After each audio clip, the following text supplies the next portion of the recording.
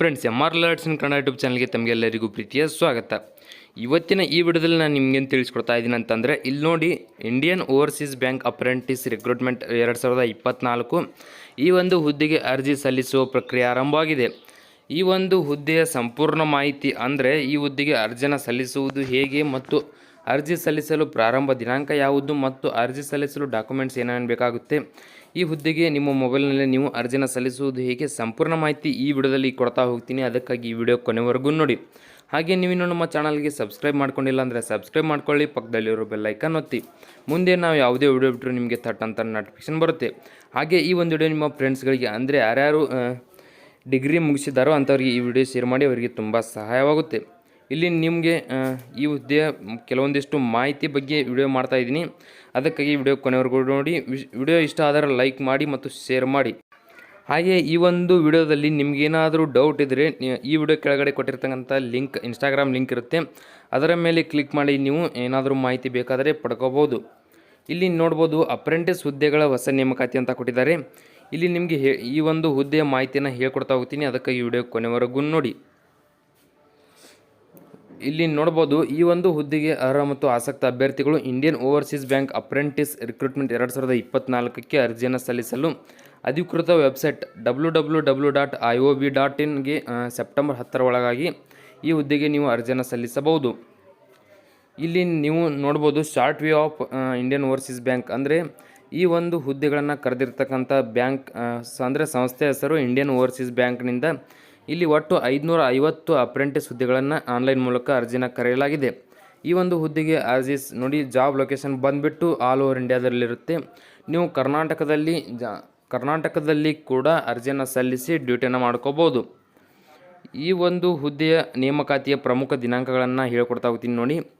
ಅಂದರೆ ಈ ಒಂದು ಹುದ್ದೆಗೆ ಆನ್ಲೈನ್ ಅರ್ಜಿ ಸ್ವೀಕಾರ ಆರಂಭಿಕ ದಿನಾಂಕ ಆಗಸ್ಟ್ 28, 2024ರಿಂದ ಆನ್ಲೈನ್ ಅರ್ಜಿ ಸಲ್ಲಿಸಲು ಕೊನೆಯ ದಿನಾಂಕ ಸೆಪ್ಟೆಂಬರ್ 10, 2024ವರೆಗೆ ಇರುತ್ತೆ. ಅರ್ಜಿ ಶುಲ್ಕವನ್ನು ಪಾವತಿಸಲು ಕೊನೆಯ ದಿನಾಂಕ ಸೆಪ್ಟೆಂಬರ್ 15, 2024 ಒಳಗಾಗಿ ನೀವು ಈ ಹುದ್ದೆಯ ಅರ್ಜಿ ಶುಲ್ಕವನ್ನು ಪಾವತಿಸಬೇಕು. ನಂತರ ಆನ್ಲೈನ್ ಪರೀಕ್ಷೆ ದಿನಾಂಕ ಕೂಡ ಇದೆ ನೋಡಿ, ಸೆಪ್ಟೆಂಬರ್ನಲ್ಲಿ ಈ ಒಂದು ಹುದ್ದೆಯ ಎಕ್ಸಾಮ್ ನಡೆಯುತ್ತೆ. ಅಂದರೆ ಈ ಒಂದು ಹುದ್ದೆಯ ಪ್ರೊಸೆಸನ್ನು ಕೇವಲ ಒಂದೇ ಒಂದು ತಿಂಗಳಲ್ಲಿ ಇವರು ಮುಗಿಸ್ಬಿಡ್ತಾರೆ. ಅಂದರೆ ನೋಡಿ, ಆಗಸ್ಟ್ 28ಕ್ಕೆ ಆನ್ಲೈನ್ ಅರ್ಜಿ ಪ್ರಾರಂಭವಾಗುತ್ತೆ. ನಂತರ ಸೆಪ್ಟೆಂಬರ್ 2024ರಲ್ಲಿ ನಿಮ್ಮ ಎಕ್ಸಾಮ್ ನಡೆಯುತ್ತೆ. ಈ ಒಂದು ಹುದ್ದೆಗೆ ಅರ್ಜಿ ಸಲ್ಲಿಸಲು ಕ್ವಾಲಿಫಿಕೇಷನ್ ನೋಡೋದಾದರೆ, ಇಂಡಿಯನ್ ಓವರ್ಸೀಸ್ ಬ್ಯಾಂಕ್ ಅಪ್ರೆಂಟಿಸ್ ನೇಮಕಾತಿಯ ಅಧಿಸೂಚನೆಯ ಪ್ರಕಾರ ಅರ್ಜಿ ಸಲ್ಲಿಸಲು ಬಯಸುವ ಅಭ್ಯರ್ಥಿಗಳು ಯಾವುದೇ ಮಾನ್ಯತೆ ಪಡೆದ ಮಂಡಳಿಗಳು ಅಥವಾ ವಿಶ್ವವಿದ್ಯಾಲಯಗಳಲ್ಲಿ ಯಾವುದಾದ್ರೂ ಒಂದು ವಿಷಯದಲ್ಲಿ ಪದವಿ ಪೂರ್ಣಗೊಳಿಸಿರಬೇಕು. ಅಂದರೆ ಈ ಒಂದು ಹುದ್ದೆಗೆ ಅರ್ಜಿ ಸಲ್ಲಿಸಲು ನೀವು BA ಆದರೂ ಮಾಡಿರ್ಬೋದು, BCom ಆದರೂ, BSc ಆದರೂ ಮಾಡಿರ್ಬೋದು. ಇದರ ಜೊತೆಗೆ ನೀವು BBA ಆದರೂ ಕೂಡ ಮಾಡಿರ್ಬೋದು. ಯಾವುದೇ ಕೋರ್ಸ್ ಮಾಡಿದರೂ ಕೂಡ ಈ ಹುದ್ದೆಗೆ ಅರ್ಜಿಯನ್ನು ಸಲ್ಲಿಸಬಹುದು ಅಂತ ಇಲ್ಲಿ ಕೊಟ್ಟಿದ್ದಾರೆ. ಅಂದರೆ ನಿಮಗೆ ಇದೇ ಕೋರ್ಸ್ ಮಾಡಿದವರು ಅರ್ಜಿ ಸಲ್ಲಿಸಬೇಕಂತ ಏನೂ ಇಲ್ಲ. ನೀವು ಯಾವುದಾದ್ರೂ ಕೋರ್ಸ್ BA, BCom, BSc ಯಾವುದಕ್ಕೆ ಕೋರ್ಸ್ ಮಾಡಿದರೂ ಕೂಡ ಈ ಹುದ್ದೆಗೆ ಅರ್ಜಿನ ನೀವು ಸಲ್ಲಿಸಬಹುದು. ನಂತರ ವಯೋಮಿತಿ ನೋಡಿ, ಅರ್ಜಿ ಸಲ್ಲಿಸಲು ಬಯಸುವ ಅಭ್ಯರ್ಥಿಗಳಿಗೆ ಕನಿಷ್ಠ ವಯೋಮಿತಿ ನೋಡಿ, ಕನಿಷ್ಠ 20 ವರ್ಷದಿಂದ ಗರಿಷ್ಠ 28 ವರ್ಷದ ಒಳಗಿನ ಅಭ್ಯರ್ಥಿಗಳು ಈ ಹುದ್ದೆಗೆ ಅರ್ಜಿಯನ್ನು ಸಲ್ಲಿಸಬಹುದು. ವೇತನದ ವಿವರ ನೋಡೋದಾದರೆ, ಈ ಒಂದು ಹುದ್ದೆಗೆ ಆಯ್ಕೆಯಾದ ಅಭ್ಯರ್ಥಿಗಳಿಗೆ 10,000 ರೂಪಾಯಿದಿಂದ 15,000 ರೂಪಾಯಿ ಮಾಸಿಕ ಸ್ಟೇಫಂಡ್ ಅಂತ ನೀಡಲಾಗುತ್ತೆ. ನಂತರ ಈ ಒಂದು ಹುದ್ದೆಗೆ ಆಯ್ಕೆ ಪ್ರಕ್ರಿಯೆ ಯಾವ ರೀತಿ ನಡೆಯುತ್ತೆ ಅಂತ ಕೂಡ ಹೇಳ್ತೀನಿ. ಅದಕ್ಕಾಗಿ ವಿಡಿಯೋ ಕೊನೆವರೆಗೂ ನೋಡಿ. ಹಾಗೆ ವಿಡಿಯೋ ಮಿಸ್ ಮಾಡದೆ ಲೈಕ್ ಮಾಡಿ ಮತ್ತು ಸಬ್ಸ್ಕ್ರೈಬ್ ಮಾಡಿಕೊಳ್ಳಿ. ಇಲ್ಲಿ ನೀವು ನೋಡ್ಬೋದು, ಮೊದಲಿಗೆ ಆನ್ಲೈನ್ ಪರೀಕ್ಷೆ ಇರುತ್ತೆ. ಇದರಲ್ಲಿ ಪಾಸಾದ ಅಭ್ಯರ್ಥಿಗಳಿಗೆ ಸ್ಥಳೀಯ ಭಾಷಾ ಪರೀಕ್ಷೆ ನಡೆಸ್ತಾರೆ. ನಂತರ ಇದರಲ್ಲೂ ಕೂಡ ಪಾಸಾದರೆ ಡಾಕ್ಯುಮೆಂಟ್ ಪರಿಶೀಲನೆ ಮಾಡಿ ವೈದ್ಯಕೀಯ ಪರೀಕ್ಷೆಗೆ ಇವರು ಅಂದರೆ ಮೆಸೇಜನ್ನು ಮಾಡ್ತಾರೆ. ಅಂದರೆ ನೋಡಿ, ಡಾಕ್ಯುಮೆಂಟ್ ವೆರಿಫಿಕೇಷನ್ ಆದ ನಂತರ ನಿಮಗೆ ಮೆಡಿಕಲ್ ಟೆಸ್ಟ್ ಇರುತ್ತೆ. ಈ ರೀತಿ ಅವರು ಆಯ್ಕೆ ಪ್ರಕ್ರಿಯೆಯನ್ನು ಇಲ್ಲಿ ನೀಡಿದ್ದಾರೆ. ನಂತರ ಈ ಹುದ್ದೆಗೆ ಅರ್ಜಿ ಸಲ್ಲಿಸಲು ಅರ್ಜಿ ಶುಲ್ಕ ನೋಡಿ, ಸಾಮಾನ್ಯ OBC EWS ಅಭ್ಯರ್ಥಿಗಳಿಗೆ 800 ರೂಪಾಯಿ ಇರುತ್ತೆ. ನಂತರ SC ST ಮತ್ತು ಮಹಿಳಾ ಅಭ್ಯರ್ಥಿಗಳಿಗೆ 600 ರೂಪಾಯಿ ಇರುತ್ತೆ. PWBD ಅಭ್ಯರ್ಥಿಗಳಿಗೆ 400 ರೂಪಾಯಿ ಜೊತೆಗೆ ಈ ರೀತಿಯಾಗಿ ಅವರು ಅರ್ಜಿ ಶುಲ್ಕವನ್ನು ಇಟ್ಟಿದ್ದಾರೆ. ಇವೆಲ್ಲವನ್ನು ಕೂಡ ನೀವು ಆನ್ಲೈನ್ ಮೂಲಕ ಮಾತ್ರ ಪಾವತಿಸಬೇಕು. ಇಲ್ಲಿ ಯಾವುದೇ ರೀತಿಯ ಆಫ್ಲೈನ್ ಪ್ರೊಸೆಸ್ ಇರುವುದಿಲ್ಲ.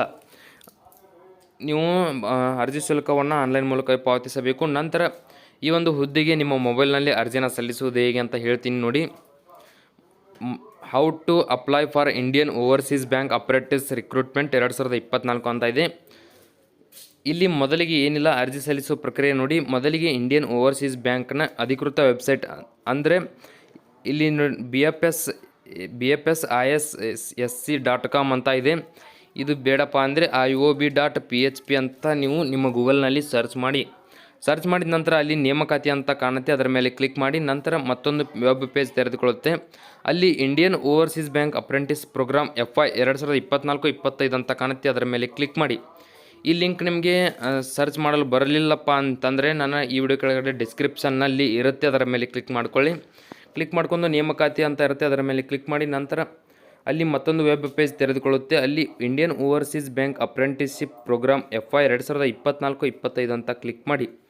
ನಂತರ ಅಲ್ಲಿ ಅಂದರೆ ಯಾವ ದಾಖಲೆಗಳನ್ನು ಕೇಳುತ್ತೋ ಅದನ್ನು ನೀವು ಅಲ್ಲಿ ಅಪ್ಲೋಡ್ ಮಾಡಿ. ನಂತರ ಅಲ್ಲಿ ಕೆಳಗಡೆ ನಿಮಗೆ ಅಪ್ಲೋಡ್ ಮಾಡಿದ ನಂತರ ಅರ್ಜಿ ಶುಲ್ಕ ಪಾವತಿಸಿ ಅಂತ ಕೇಳುತ್ತೆ, ಅದನ್ನು ನೀವು ಅರ್ಜಿ ಶುಲ್ಕವನ್ನು ಪಾವತಿಸಬೇಕು. ಪಾವತಿಸಿದರೆ ಮಾತ್ರ ಈ ಒಂದು ಹುದ್ದೆಯ ಅರ್ಜಿ ನಿಮಗೆ ಕನ್ಫರ್ಮ್ ಆಗುತ್ತೆ. ಅಂದರೆ ಈ ವಿಡಿಯೋದಲ್ಲಿ ಇಷ್ಟೇ ಇರುತ್ತೆ. ಈ ವಿಡಿಯೋದಲ್ಲಿ ನಿಮಗೇನಾದರೂ ಡೌಟ್ ಇದ್ದರೆ ಕೆಳಗಡೆ ನೀಡಿರ್ತಕ್ಕಂಥ ಇನ್ಸ್ಟಾಗ್ರಾಮ್ ಲಿಂಕ್ ಮೇಲೆ ಕ್ಲಿಕ್ ಮಾಡಿ ನೀವು ಸಂಪೂರ್ಣ ಮಾಹಿತಿನ ಪಡ್ಕೋಬೋದು. ಹಾಗೆ ಈ ವಿಡಿಯೋ ಇಷ್ಟ ಆದರೆ ಲೈಕ್ ಮಾಡಿ ಮತ್ತು ಈ ವಿಡಿಯೋ ಶೇರ್ ಮಾಡಿ ಮತ್ತು ನೀವು ನಮ್ಮ ಚಾನಲ್ಗೆ ಸಬ್ಸ್ಕ್ರೈಬ್ ಮಾಡ್ಕೊಂಡಿಲ್ಲ ಅಂದರೆ ಸಬ್ಸ್ಕ್ರೈಬ್ ಮಾಡ್ಕೊಳ್ಳಿ, ಪಕ್ಕದಲ್ಲಿರೋ ಬೆಲ್ ಐಕನ್ ಒತ್ತಿ. ಮುಂದೆ ನಾವು ಯಾವುದೇ ವಿಡಿಯೋ ಬಿಟ್ಟರು ನಿಮಗೆ ಥಟ್ ನೋಟಿಫಿಕೇಶನ್ ಬರುತ್ತೆ. ಹಾಗೆ ಈ ಚಾನಲ್ನಲ್ಲಿ ನಿಮಗೆ ಮುಂದೆ ಅಂದರೆ ಯಾವುದಾದ್ರೂ ಜಾಬ್ಗಳನ್ನು ಕರ್ನಾಟಕದಲ್ಲಿ ಆಗಿರ್ಬೋದು, ಸೆಂಟ್ರಲ್ ಗೌರ್ಮೆಂಟ್ ಜಾಬ್ ಆಗಿರ್ಬೋದು, ಯಾವುದೇ ಹುದ್ದೆಗಳನ್ನು ಆಗಿರ್ಬೋದು, ನಂತರ ಎಕ್ಸಾಮ್ ಡೇಟ್ ಆಗಿರ್ಬೋದು, ಅಡ್ಮಿಟ್ ಕಾರ್ಡ್ ಆಗಿರ್ಬೋದು, ಯಾವುದೇ ಮಾಹಿತಿ ಬಂದರೂ ಕೂಡ ನಿಮಗೆ ಈ ಚಾನಲ್ನಲ್ಲಿ ಮೊದಲಿಗೆ ಸಿಗುತ್ತೆ. ಅದಕ್ಕಾಗಿ ಈ ಚಾನಲ್ನ ಸಬ್ಸ್ಕ್ರೈಬ್ ಮಾಡ್ಕೊಳ್ಳಿ. ಮತ್ತು ಈಗ ಇದು GDS ಪೋಸ್ಟ್ ಬ್ಯಾಂಕಿನ ಸೆಕೆಂಡ್ ಮೆರಿಟ್ ಲಿಸ್ಟ್ ಬರುವ ಸಾಧ್ಯತೆ ಇದೆ. ಅದು ಬಂದ ತಕ್ಷಣ ನಿಮಗೆ ಮೊದಲಿಗೆ ನಮ್ಮ ಚಾನಲ್ನಲ್ಲಿ ಸಿಗುತ್ತೆ. ಅದಕ್ಕಾಗಿ ಮಿಸ್ ಮಾಡದೆ ಸಬ್ಸ್ಕ್ರೈಬ್ ಮಾಡ್ಕೊಳ್ಳಿ.